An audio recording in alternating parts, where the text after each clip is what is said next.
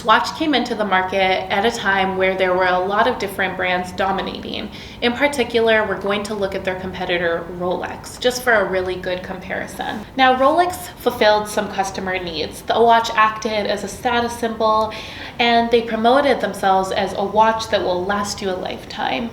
They acted as an investment piece, as the price would actually increase after the initial purchase. On the other hand, Rolex really sold themselves on being an investment, as they knew that the value would actually appreciate after that initial purpose. Now, Swatch, on the other hand, fulfilled a really different customer need.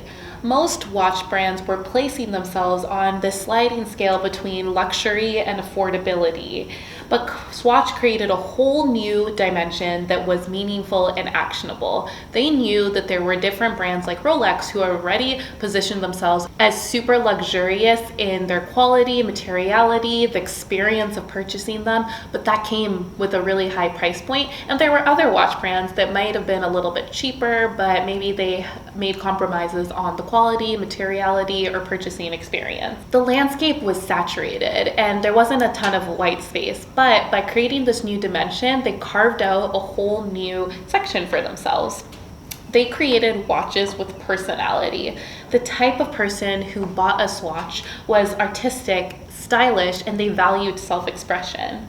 Swatch sold an identity association, which is something that we see a lot in modern brands, but that was really innovated at the time where they were coming up. The CEO of Swatch even once said it's a fashion accessory that happens to sell time. Now let's break down the marketing strategies of these two different brands a little bit further. First, we can look at the product offering. Rolex offered a product, a watch, that was made of precious jewels, and it came with the certificate of authenticity. So we can see where their values are there and what their customers' values might have been.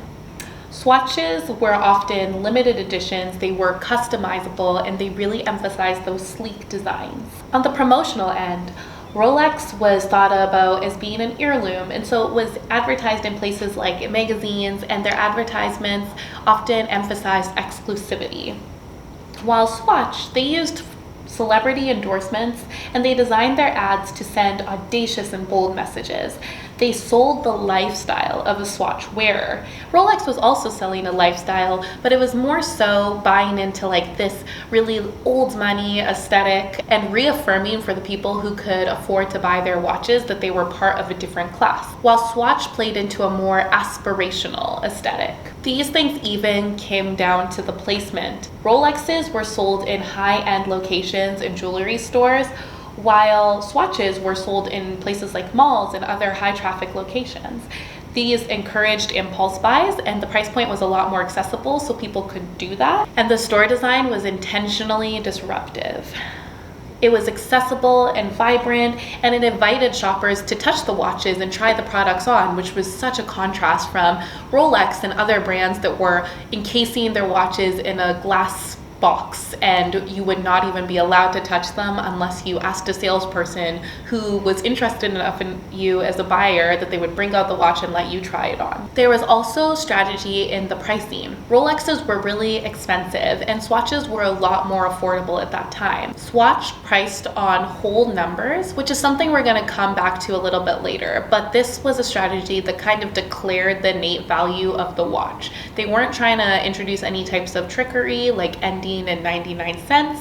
Often their watches for the first few years of running their business were exactly $100. Now, though Swatch really rose to success through finding its own specific niche, eventually they're able to branch out. If you look at Swatch today, they have an array of different types of watches, from things that look maybe more similar to what Rolex would have sold, all the way to the super sleek designs and bright colors and funkiness that they became well known for. But in the beginning, when they were an emerging business, they made sure that they were super intentional about who they were targeting and what customer needs they were serving. They niched and they owned that market. When I think about this idea of niching, I always think about it as digging deep instead of wide. If you are one person with 8 hours in the day and one shovel, how deep can you dig if you're going to cover a smaller surface area versus if you're the same person with the same amount of hours in a day and somebody tells you to cover a wide surface area? Of course, the narrower you go, the